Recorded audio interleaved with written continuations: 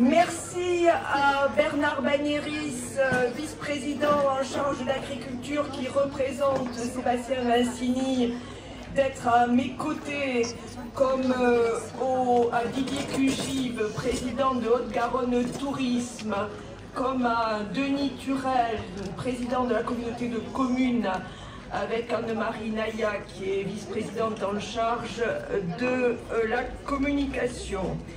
Merci d'être à mes côtés, à nos côtés, à Éric Fabre, que vous reconnaissez aisément, un meilleur ouvrier de France, et à Jean-Christophe Michelet, qui là-bas n'a pas lâché sa confiture pour venir nous rejoindre.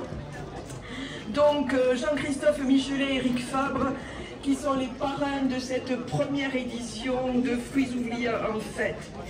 Mesdames et messieurs, en vos titres et fonctions, chers partenaires et exposants, mesdames et messieurs et surtout chers amis, depuis plus de 20 ans sur notre territoire, et ils vont se reconnaître, des passionnés, des associations, des structures diverses ont permis que diversité et biodiversité ne disparaissent pas, laminées par le marché de l'uniformisation, de la standardisation du fruit calibré sans saveur.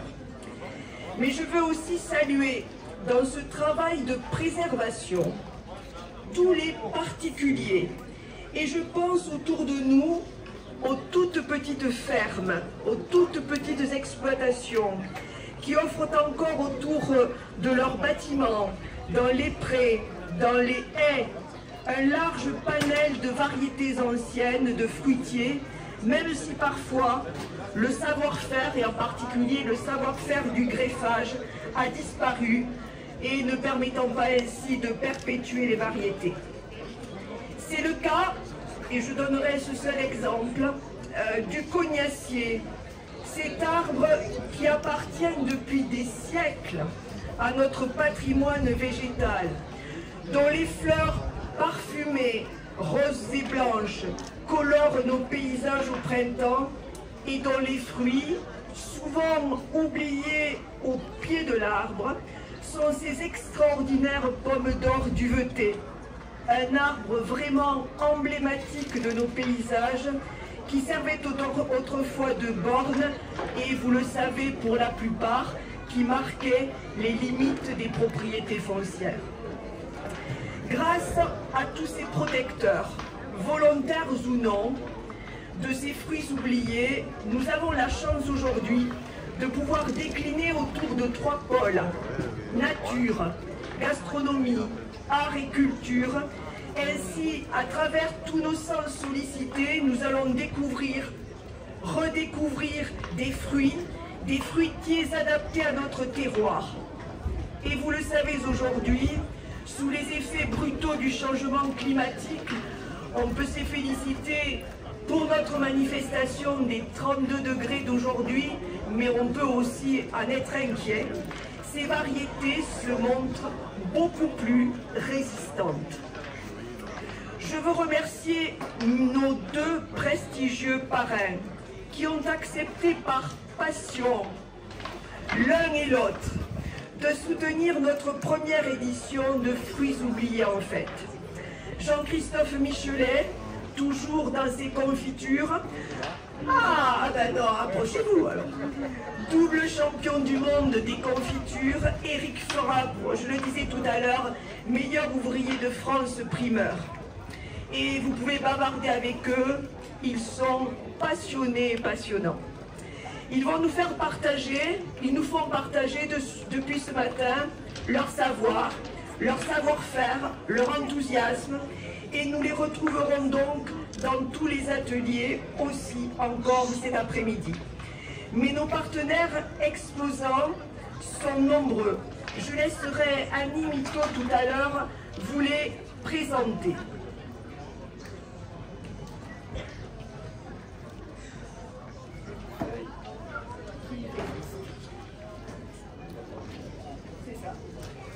Je remercie vivement les collectivités partenaires. la communauté de communes, Monsieur le Président, à travers l'Office de tourisme intercommunal, une petite équipe que je tiens à saluer, toujours disponible pour faire découvrir l'extraordinaire patrimoine architectural et naturel du Volvestre. Merci bien entendu au conseil départemental, messieurs les conseillers départementaux et collègues, pour le soutien logistique de cette première édition. Merci tout particulièrement aussi à Didier Cugive et à Jean Micou, c'est-à-dire au comité départemental du tourisme, pour avoir assuré, à côté d'autres médias, dont celui qui est là aujourd'hui et de la presse, la promotion de notre manifestation. Merci bien entendu à Annie Mito, discrète, pour nous avoir aidé à concrétiser et à mettre en musique et en réseau ce qui n'était au départ qu'une envie collective.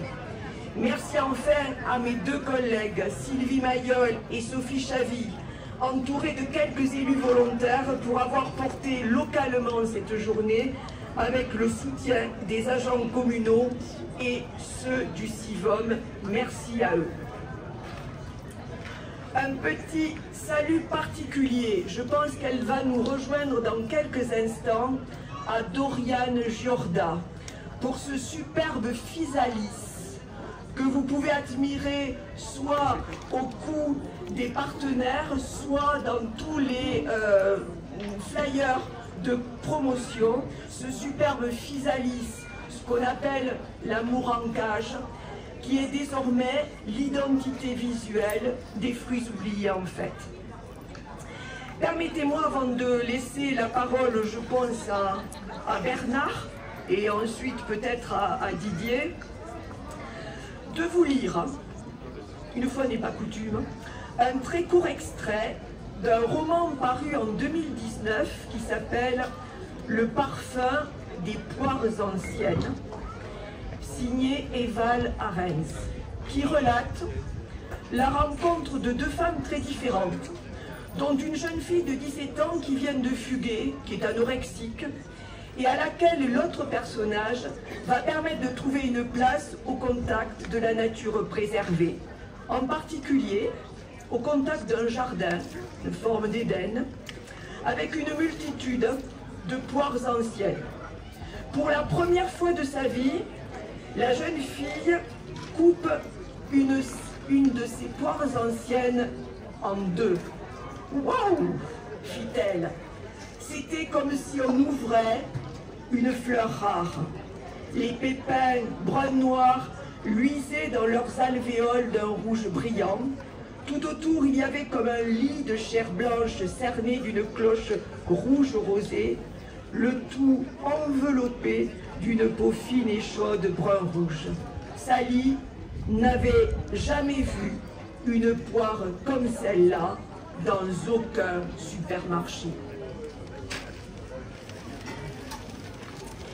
Ici aujourd'hui, comme Sally, prenez le temps de regarder, d'admirer, de discuter, de déguster, de partager.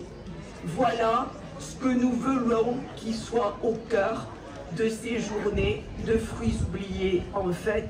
Et je vous remercie bien sûr pour votre participation très nombreuse qui, je pense, va nous encourager à susciter peut-être une deuxième édition. Merci beaucoup.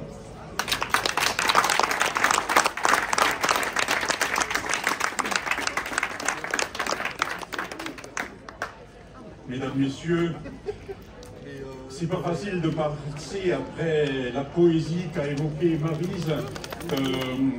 Je suis beaucoup moins poète qu'elle ne l'est, mais j'ai vraiment un plaisir d'être parmi vous et de représenter aujourd'hui le président Sébastien Vincini sur ce territoire. Ce territoire, eh bien, je vais y prendre racine. Nous étions il n'y a pas très longtemps sur les journées agricoles du Volvestre et aujourd'hui, cette belle journée des fruits oubliés que j'ai parcouru ce matin avec des pôles qui ont été évoqués, qui sont importants au titre de l'histoire, mais pas que de l'histoire, au titre de nos territoires. ce sont des fruits qui se sont implantés, qui y vivent encore et qui peut-être auront la capacité d'adaptation pour demain. C'est sur ces challenges qu'il faut aussi réfléchir. Et si je suis passionné, comme le sont peut-être, mais pas au même niveau, les deux parrains de cette manifestation, c'est parce que le département et son président et la majorité départementale a fait le choix de s'engager dans la restauration scolaire autour des circuits courts. Nous avons 100 collèges sur le département et c'est sur ces 100 collèges que nous allons être sur du 100% local, 100% fait maison et aussi bio. Donc c'est une démarche qui est enclenchée. On va donner un signe fort aux producteurs, aux éleveurs, en fixant des volumes de consommation que le conseil départemental sur ces 100 collèges va être en capacité d'acheter et donc de donner du sens aussi à nos territoires. On va travailler de façon concentrique autour de nos collèges pour faire travailler les tissus locaux.